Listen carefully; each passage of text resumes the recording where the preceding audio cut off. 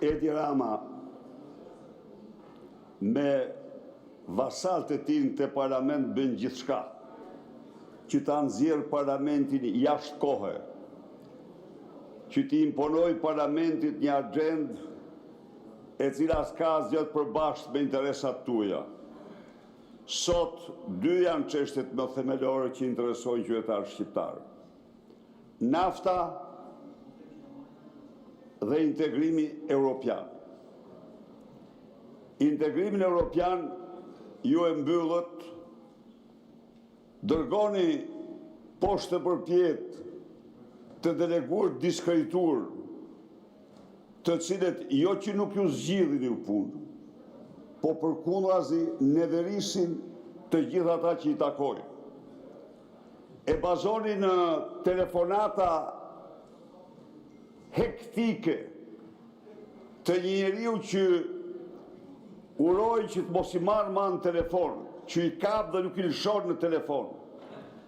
Por kjo nuk është procesi i integrimit. Procesi i integrimit është për momentin heqja me njëherë e imunitetit të Lubi Ballukut dhe dërgimi saj atje ku kërkon spaku. Është paraqitja para skapit e Linda Ramës, arkitektës së vërtet të kopshtit privat të Edi Ramës. Ju mund gjeni prokuror që fshet dokumentat dhe përjashton Lindën. Po, por problemi është se dosja është në gjithë Europë. Dosja Akshi dhe Lubis janë dosje europiane dhe botërore. Ju mund të hiqni këtë doli të vini cilin doni, po dosjet janë aty. Ju e murë të vesh. Çfarë deklaroi komisionerja dje? Përgëzoi Malnezi që filloi hartimin e traktatit dhe vazhdoi me një frazë pa cituar Shqipërinë. Lufta kundër korrupsionit dhe shteti ligjor, vetë kuptoi Shqipëria, mbetën themelet të këtij procesi. Ndaj dhe nuk ke dormen, por të paktën ne u themi shqiptarëve se parlamenti është jashtë problematikës tuaj. Po nafta, 150 lek shitet në Maqedoni, sepse Maqedonia mori masa të tjera pas rritjes së çmimit. Dhe kjo shitet për të gjithë qytetarët, për fermerët shitet shumë në lirë. Përfundoni ju lutem. E keni shtruar në një ndërshkim për shqiptarët. A mundet parlamentit ka përcej këtë çështje? Mos harroni një gjë, se qëllimet që mbajnë u bëjnë fajtor. Jeni krim në vazhdim, jeni krim në bashkëpunim. Po, ju garantoj unë ju, sepse nesër Edi Rama paditet si mashtrues publik. Faleminderit zoti Berisha, ka mbaruar koha. Zoti Berisha ka mbaruar koha dhe ju lutem respektoni procedurën. Kjo nuk ishte fjalë për procedurë.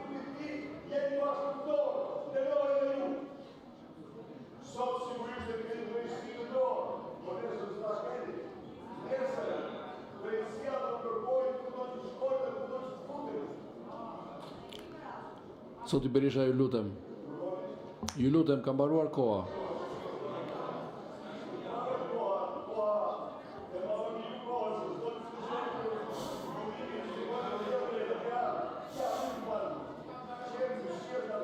Ju lutem, na lejoni të vijojmë seancën. Ja, po. Më tepër se sa me lejon të koha.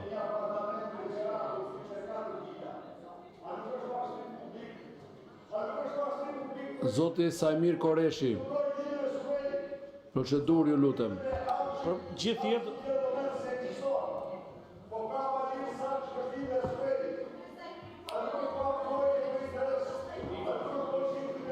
Ju lutem, zoti Berisha.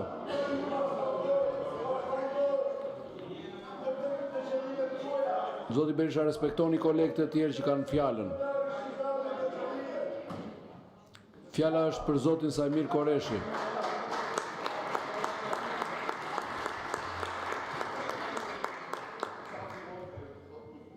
I nderuar zoti kryetar, me nder jush kam bërë dhe unë një kërkesë për interpelancë me shoqe ministre punëve të shtetit. Tani janë kategorizuar këtu deputetët, ne fshatarëve nuk na vjen radha. Kujtohet para 90-s, në ato vitet e qoftë largut, kur marra radhën për vajguri, sa që vinte mua radha s'kishte vajguri marronte. Edhe kjo pjesë e interpelancës po të njëjtën nivel jemi.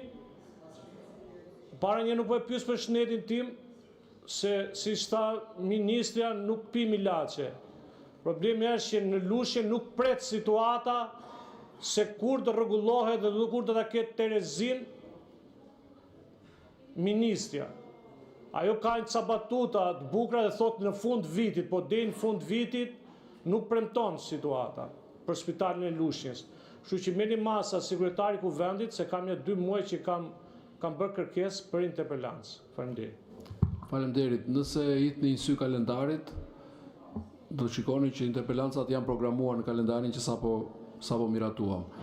Zoti Balla, për procedurë.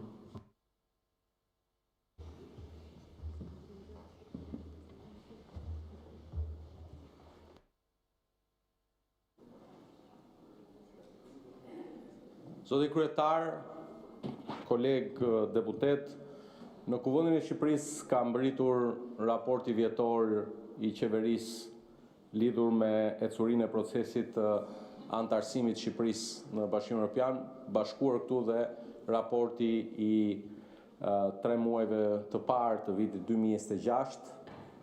Ajo që duhet t'ua themi me shumë krenari shqiptarëve, nuk është shpresa apo mallkimet e atyre që për ditë mundohen thonë që negociatat kanë ngecur, që Shqipëria është bllokuar, është fakt nga Komisioni Evropian, nga Parlamenti Evropian dhe nga Këshilli Evropian, nga të 3 institucionet evropiane, se Shqipëria sot ka përmbushur të gjitha detyrimet që vinë nga procesi i antarësimit të Shqipërisë son të përbashkët në Bashkimin Evropian, të gjitha piketat e ndërmjetme, detyrimet që kishte Shqipëria sipas raportit Komisionit Evropian janë përmbushur. Ka një procedurë që të gjithë e dimë, e cila nga Komisioni kalon tek Këshilli, nga Këshilli te vendet anëtare, dhe një gjë është e sigurt që brenda fundit të majit apo fillimit të qershorit, sikurse u komunikua dje nga komisionera Kos dhe dje nga zëvendës presidentja dhe komisionerja e lartë Kaja Kallas, se pritshmëria e Shqipërisë për të përmbyllur procesin e antarësimit në Bashkimin Evropian brenda vitit 2030 është shumë realiste. Madje po citoj këtu komisioneren Kallas, e cila tha që Shqipëria bashkë me Malin e Zi duhet të bëhen gati për të marrë pjesë në zgjedhjet europiane të vitit 2029. Ky është fakt. Sa i përket gjithë këtyre e-maileve që the, habereve që the, ne e dim fare mirë ajo që bën ju. Dhe misisht hiqni dorë nga gjithë kjo balt që hidhni kundër Shqipërisë. Nuk e keni Shqipërinë vend armik, po jeni pjesë e pazëvendësueshme e demokracisë së vendit tonë. Ne nuk ju zgjidhim dot ju, as ju nuk na zgjidhni dot ne. Por është momenti i duhur historik që të punojmë gjithë së bashku për ta çuar këtë aspirat historike të shqiptarëve pas 35 vjetësh punë të përbashkët.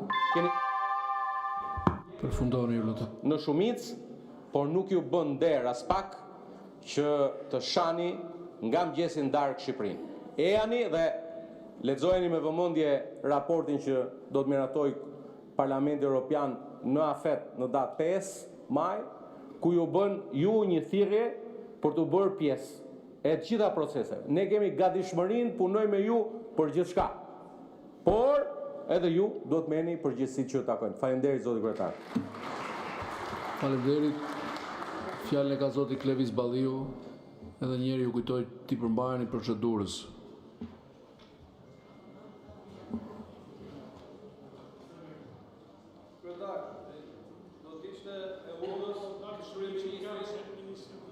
Që kryeministri sot ishte këtu, pasi është i vetmi kryeministër në botë i kapur në flagrancë në mashtrim, kur vetë ka deklaruar se drejtoresha e Akshit është një njeri që s'ka as shtëpi, as makinë, aq keq ishte puna sa disa socialistë filluan të hapnin një faqe GoFundMe për Mirlinda Karçanaj. Tani Mirlinda Karçanaj na del me apartamente në zona ku shkon 5.000 euro metri katror.